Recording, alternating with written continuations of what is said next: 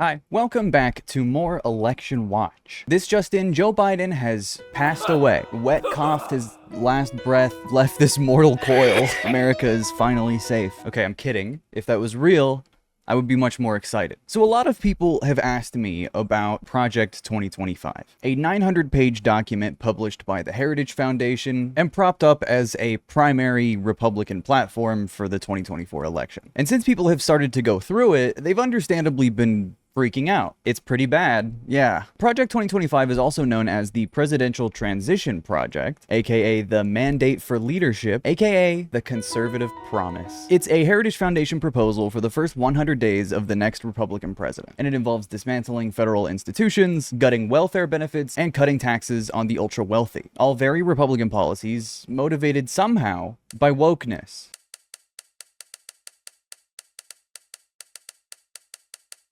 They're trying to destroy wokeness by drilling for oil, abolishing the Department of Education. Take that, SJWs. I'll set the stage for how Project 2025 affects the election and its place in political discourse, but first, here's a quick word from today's video sponsor, Factor. This video was sponsored by Factor. Meal prepping and planning can be really stressful, and doing it the wrong way can cost way more than it needs to. But thanks to today's sponsor, Factor, you can get chef-crafted, dietitian-approved meals delivered right to your door every week, with over 35 meals to choose from per week, with dietary options like keto, calorie smart, vegan and veggie, and more. Factor's ready-to-eat meals are ready in just 2 minutes. They're made with fresh ingredients and are never frozen, and they fit great into any routine. They offer a huge variety of options and can give you anywhere from 4 to 18 meals per week. You can also reschedule or cancel your delivery anytime. What I really like about Factor is just how many options they give you. I'm not a picky eater, but I can get really specific sometimes with textures or proteins that I want. And Factor offers so many different options that I can stick to what I specifically want and still have a lot of variety. Not to mention, have it ready basically anytime. No prep, no real cleanup. Factor is all about giving you meals you enjoy that fit into your schedule. And they don't just have meals either. They also have tasty smoothies, breakfast options, and juices that are great for a hot summer day. I've personally used Factor before they even sponsored me because I do genuinely really like the meal options that they have and how convenient they are. They also offer some Gourmet Plus meals, which is what I tried for this video. And those are gourmet recipes with premium produce like broccolini or these big carrots that I got.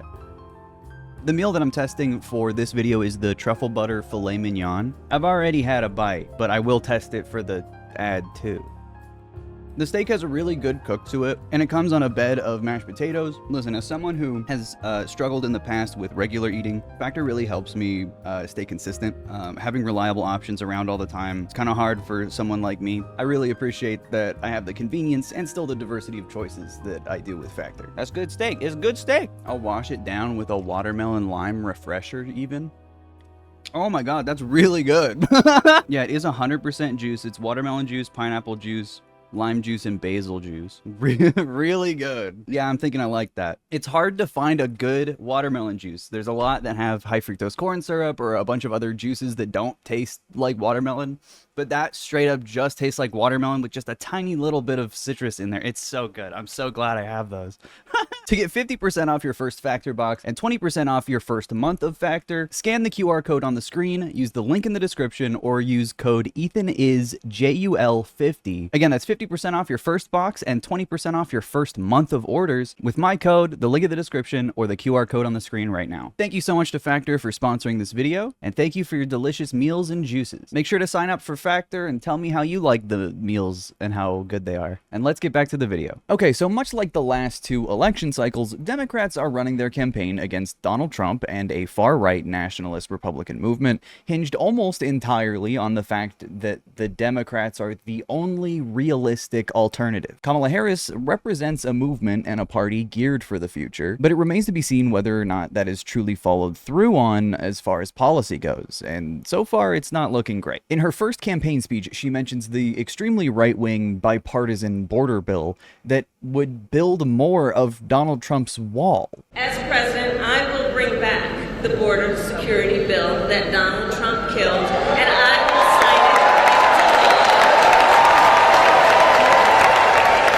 and show Donald Trump what real leadership looks like. Did you guys know Kamala was running on Build the Wall? In my presidential debate video, I predicted that Kamala wouldn't actually be the person to follow up Joe Biden. I think there's a responsibility on Biden's part to acknowledge the facts of his campaign. If Biden does not want to do what's necessary to win voters over until his next term for some reason, that's on him. And if he just wants to pull a Ruth Bader Ginsburg and refuse to step down, we know how that story ends.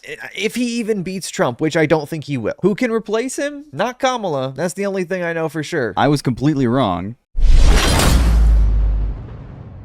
I'm so stupid. Don't ever listen to me about anything. I should have spoken more on it at the time, but my hesitation had less to do with Kamala herself and more so with the lack of enthusiasm I took the Democratic establishment to have with putting her forward as the nominee. And even still, many Democrat donors immediately recoiled from her campaign. They're racist, I think. I mean, a lot of the Democratic Party is very racist. So I didn't expect such a strong institutional rally behind Kamala Harris. But to be honest, it is a positive development. Any movement away the Democratic Party makes from the octogenarians and dynastic politicians that have dictated party platforms for basically 30 years is positive and popular. Having a new candidate that people are excited about immediately shines a harsh spotlight on Donald Trump's age and unhinged Republican policy positions. People have been really tired of Democrats basically demanding to be elected because of how repulsive their opponents are, only to quickly call for unity and bipartisanship when they actually fucking hold power. We need a Republican Party. We need an opposition that's principled and strong. Allowing the far right serious victories at the expense of tens of millions of people. Victories the caliber of which the Republicans would never allow Democrats to gain with a Republican majority, but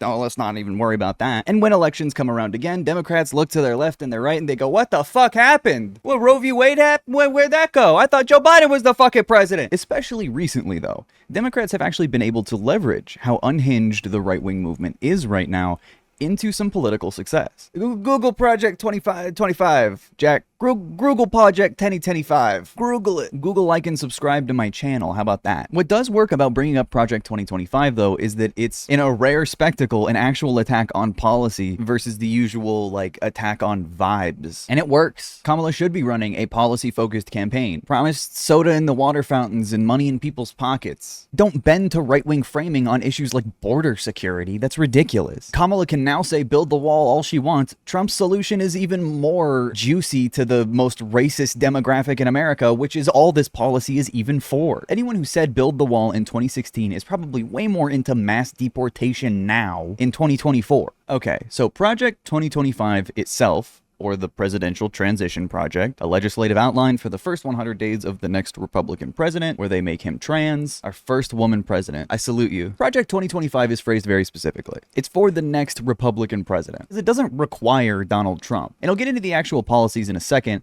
but it's important to know that this is a project published by the Heritage Foundation and 100 other right-wing think tanks, and constructed by former Trump White House advisors and other political allies. The Heritage Foundation is a far-right think tank that provides talking points and faulty manipulated data to support those talking points. Points that are used by basically every right-wing commentator from Ben Shapiro to Tucker Carlson, and all the creepy, weird guys in between. Whether they're funded directly by the Heritage Foundation or just regurgitate talking points from someone who doesn't really matter. This is a deeply Republican institution, and exclusively meets the interest of the most fundamentalist fringes of the American right, and billionaires too, coincidentally. And just the fact that it exists at all is a threat to Donald Trump's electoral chances, because basically every part of it is an incredibly unpopular losing position that no one would ever knowingly vote for. They have to keep this stuff quiet or just completely lie about it so they can do it without the consent of the people who voted for them, preferably without their knowledge at all, actually. And this is characteristic of the Republican Party. Project 2025 is so volatile to Trump's campaign that he's tried more than once to distance himself from it.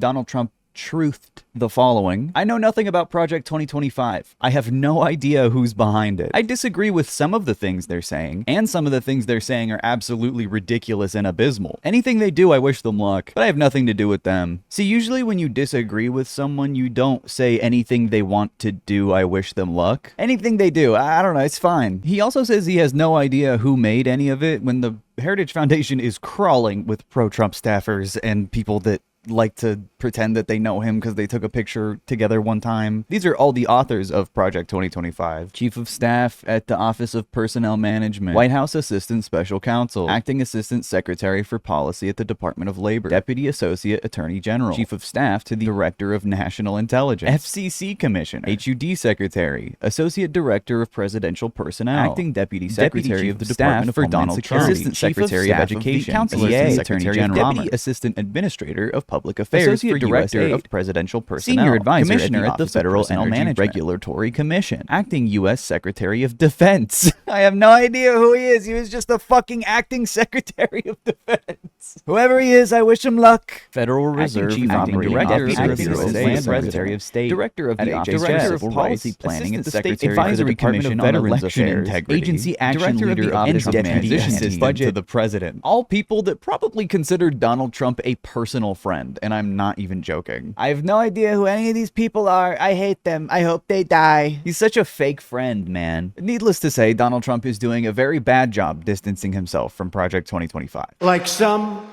on the right, severe right, came up with this Project 25, and I don't even know. I mean, some of them I know who they are, but they're sort of the opposite of the radical left, okay? You have the radical left and you have the radical right, and they come up with this, I don't know what the hell it is, it's Project 25. He's involved in Project, and then they read some of the things, and they are extreme. I mean, they're seriously extreme. But I don't know anything about it. I don't want to know anything about it. You know, that's weird. People didn't seem to love his radical right and radical left take. Not a lot of cheers from that moment. I don't know what the hell it is. It's Project 25. Yeah, he's gonna have a hard time distancing himself from Project 2025 when he can't even fucking say it. It's like stand back and stand by. One in the Adderall-induced cottonmouth. Our country is going to hell. The critical job of institutions such as Heritage is to lay the groundwork, and Heritage does such an incredible job at that. This is a great group, and they're going to lay the groundwork and detail plans for exactly what our movement will do and what your movement will do when the American people give us a colossal mandate to save America. And that's coming. That's coming. Drink some fucking water, man. Project 25, I don't know. Project 25? He's lost so much fucking swag. It is unreal. I love how that clip has to punctuate with a big cheer on Donald Trump victimizing himself. And they keep saying, he's a threat to democracy. I'm saying, what the hell did I do for democracy? Last week, I took a bullet for democracy. What did I do against democracy?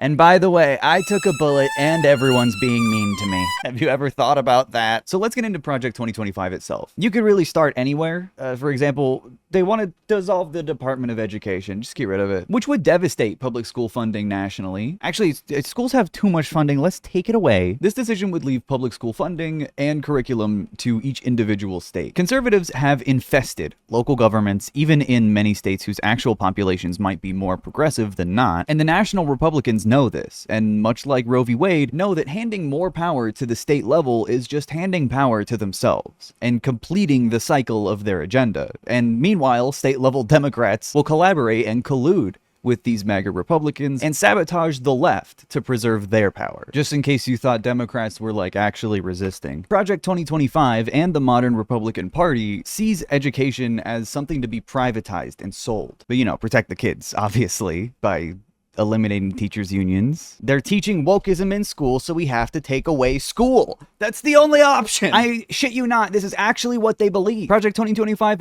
ends woke education and free meals because they're woke too. Weird Trump doesn't put that on the signs at rallies. No free meals, no food, kids go hungry. Put that on a fucking t-shirt. Donald Trump can't really claim to be against this, having primed Betsy DeVos as his own fucking education secretary, someone who literally had no experience in education whatsoever and just wanted to privatize the whole fucking thing. So this is the actual document itself, the conservative promise. It makes it sound so gay. Well, the actual manifesto itself starts out with Department of Agriculture reforms, like removing the US from any association with the UN, like the first fucking thing, and any efforts to push sustainable development schemes connected to food production. Oh, the UN thinks West Virginia is a third world country with crippling food insecurity and destabilizing poverty? Let's actually leave the UN. No sustainable food schemes for me, you globalist bastards. We're going hungry in America, and we're free to do so. We're also free to become millionaires, but some people choose not to. What's extremely telling about Project 2025 is the way so much of the language is grievance-based. The manifesto yaps on and on about specific policies that they don't like that are a product of wokeness and Joe Biden before they're like, we need to end farm subsidies. Joe Biden didn't fucking invent them, but farm subsidies are part of why we have so much abundance of food in America, an overabundance of food. But ending farm subsidies is the easiest way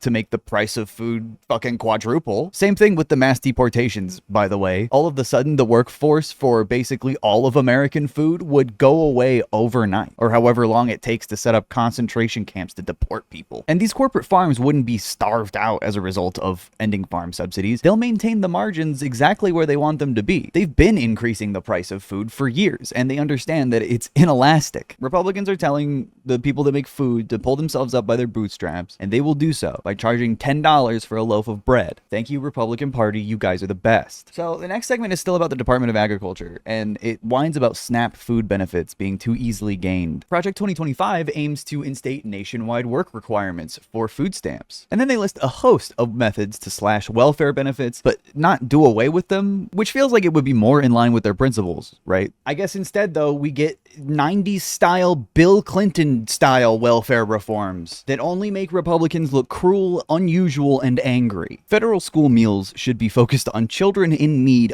only, and any efforts to expand student eligibility for federal school meals to include all K-12 students should be soundly rejected. And fuck school lunches. I hate school lunches, dude. Well, they could afford to send them with food, so they shouldn't have food. Schools should be required to make food accessible to every student. It shouldn't be like a fucking question of whether or not they can pay for it. That's barbaric. I owed a student lunch debt. I still probably fucking do. They ain't getting that shit from me. They can pry it from my cold dead hands. The government gets to decide who should eat and who doesn't, according to Project 2025. Donald Trump, please feed my children, as long as it's not the woke food. They're also trying to repeal federal dietary guidelines and just make new ones. The reason they want to do this is the USDA's connection of the cattle industry's emissions to climate change, which is relevant and has been incorporated, I think, into some dietary guidelines. Of course, Republicans take that to the extreme, and then they're trying to ban beef and cows and steak because of woke, which Project 2025 has turned into repealing dietary guidelines and replacing them, I'm sure, with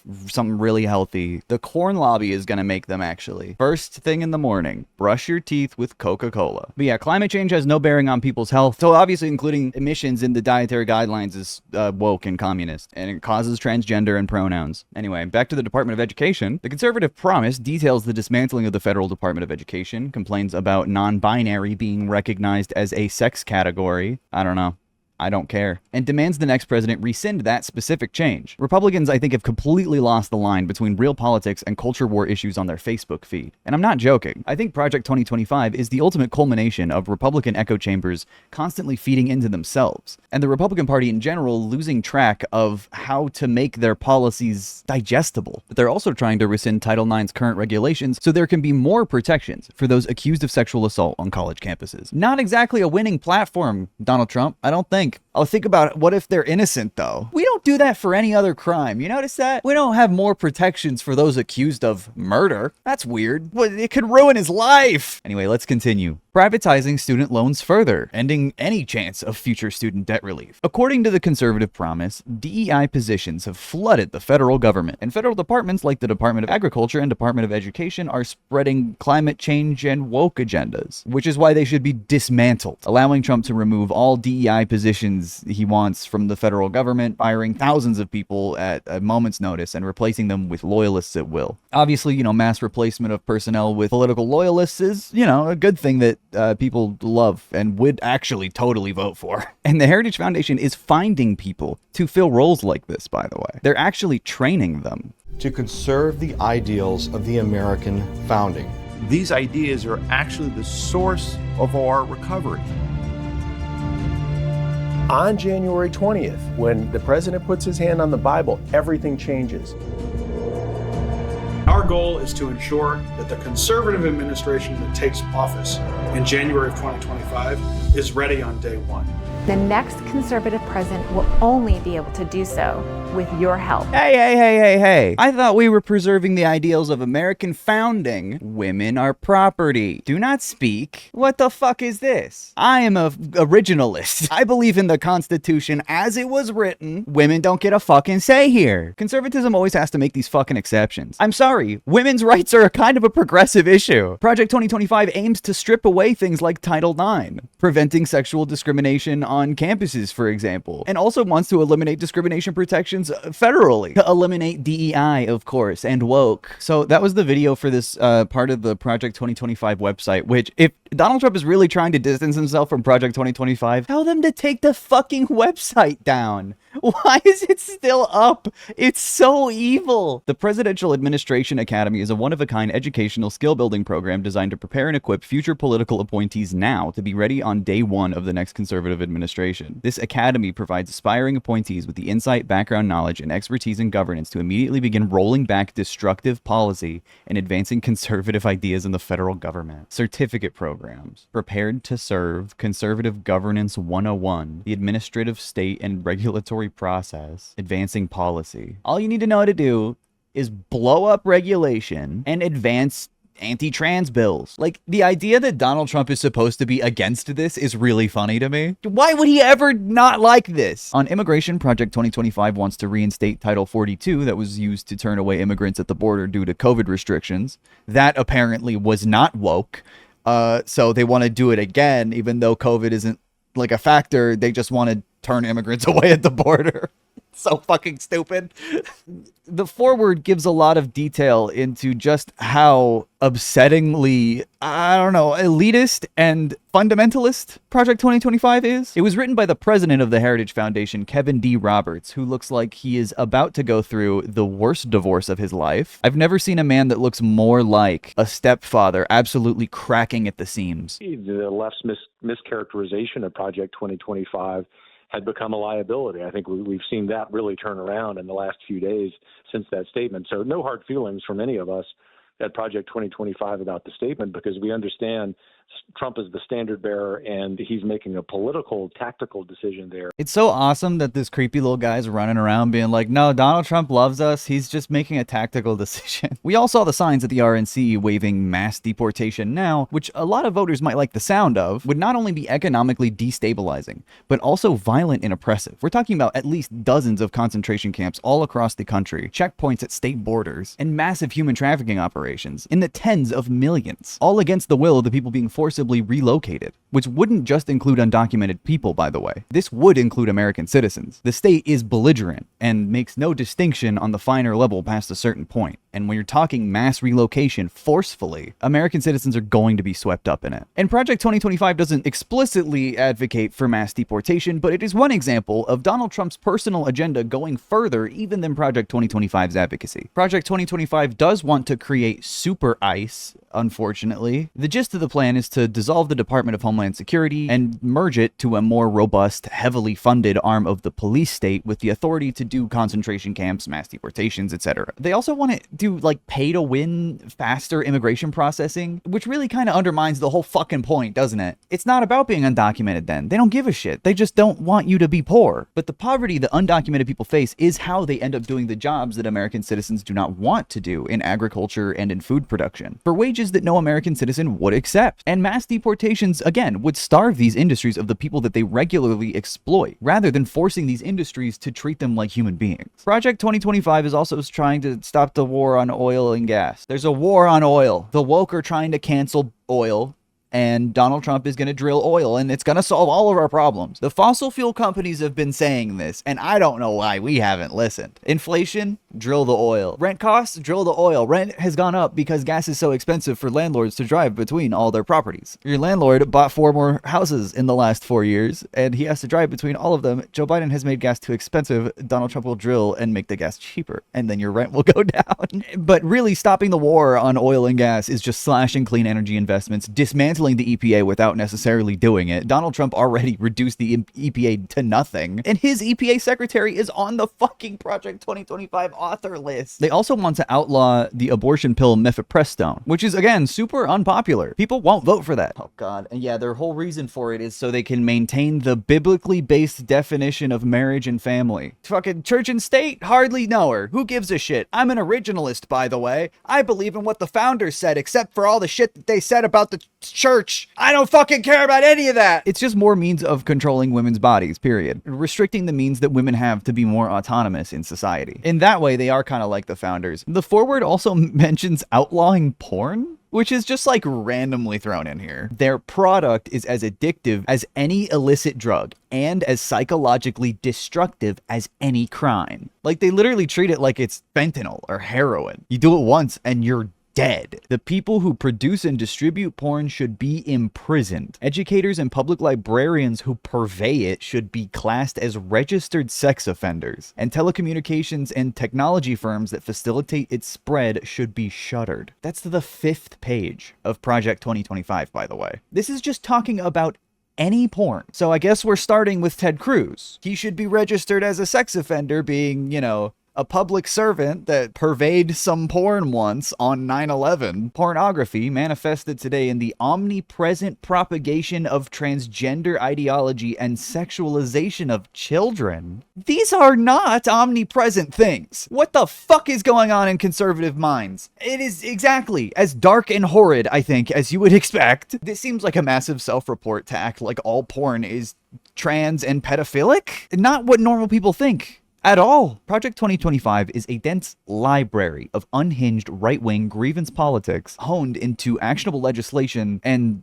posturing. And its existence, especially Donald Trump's direct ties to it, can really hurt his re-election chances, even though he wished them luck in whatever they want to do. Somehow that didn't shake people having an association with him on it. That's weird. And for as much as he wants to distance himself from it aesthetically and not be responsible for the consequences of it, he still aligns himself with plenty of actionable policies within the conservative promise. But I think since people discovered the mandate itself and read through it, a real panic has set in, which I can understand. Project 2025 is sort of the end result, I think, of the last 25-ish years of modern austerity politics and rollbacks on welfare, education, and public investment in general, all for the sake of privatization that has steadily caused a rot in America and a stagnation in our infrastructure. But the final nail in the coffin is one more push to dissolve massive institutions in the federal government, not to scale back government power like conservatives posture they want to, but to isolate it at the state and local levels, where conservatives have outsized representation and free reign on culture war policies in many cases. But again, this is a process that had to have an end somewhere, and it seems like they've settled on it. The plan, with the Supreme Court expanding executive power before the election even started. That's how confident they were. Project 2025 is intended for the next Republican president, and is a platform the party is rallying behind consistently, whether it's by the actual name or not. But this agenda doesn't just go away if Donald Trump loses in November, or even when he inevitably dies. This is the long-term conservative agenda, and as long as the Republican Party exists, this mandate will be a decent summary of their goals. I'm glad so many people saw this and were scared by it. That fear is the first step to realizing how deeply wrong America is. Republicans in America have fooled the working class into voting against their best interest for generations, and continue to do so with only more and more information being distorted in their favor as time has passed. But Project 2025 is one of many, many cases of the Republican Party calling their shot, just saying out loud exactly what they're going to do before they do it. No matter how unhinged and fabricated the issues are that these policies are supposedly addressing, it's still a house of popsicle sticks painted with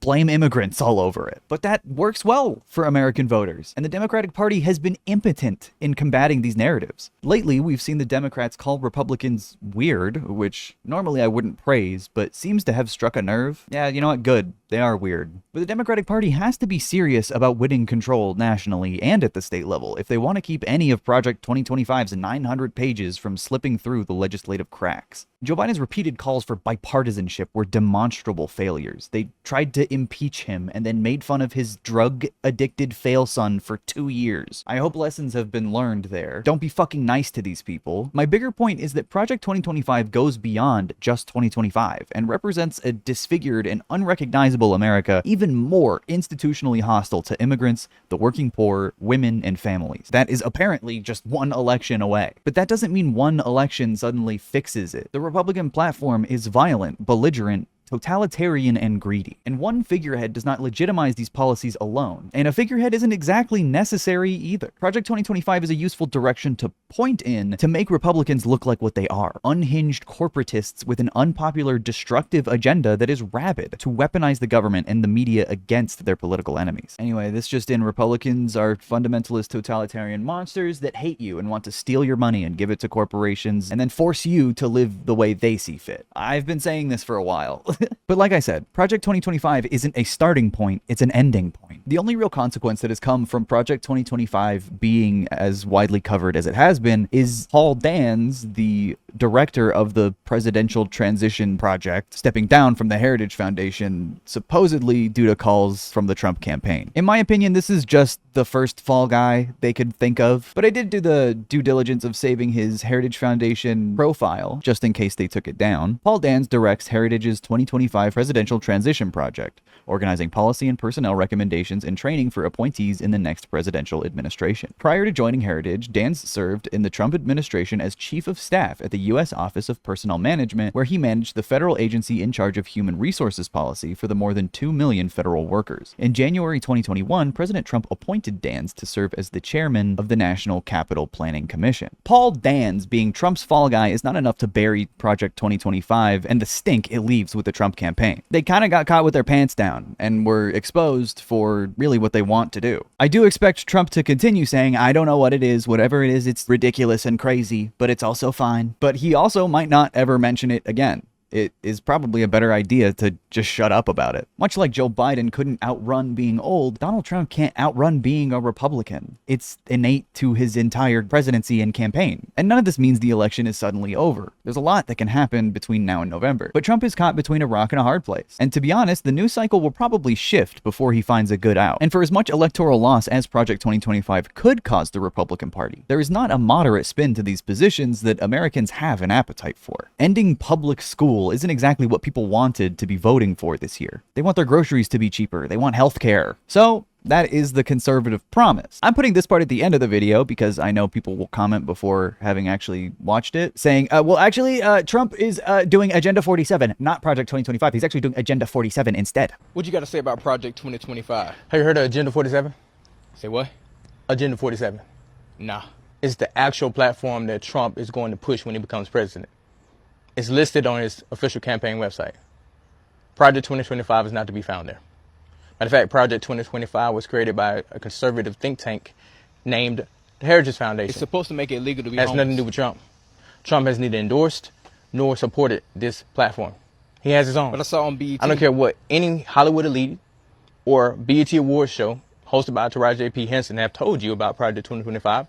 It is not a talking point of President Trump's campaign. Do you think this guy realizes that BET also does news? You just said like BET Awards show. What are you talking about? So yeah, it's Agenda 47, not Project 2025. It's actually Agenda 47. So let's look at exactly what Agenda 47 is. This font is so funny. Seal the border and stop the migrant invasion. Carry out the largest deportation operation in American history. That's an even far-righter policy than Project 2025 has in it. That's funny. End inflation. Well, that's easy. Make America the dominant energy producer in the world by far. Prevent World War III. Yeah, obviously that's good. Fight for and protect Social Security with no cuts. Also a complete lie. Keep men out of women's sports. Yeah, man, thank you. Deport pro-Hamas radicals. He's talking about deporting American citizens. Again, further right than Project 2025 on that issue for some reason. Deport college students protesting for Gaza. Yeah, that's a really electable position, man. On rncplatform.donaldtrump.com, there's a slightly different Agenda 47. It's a 16-page document that more specifically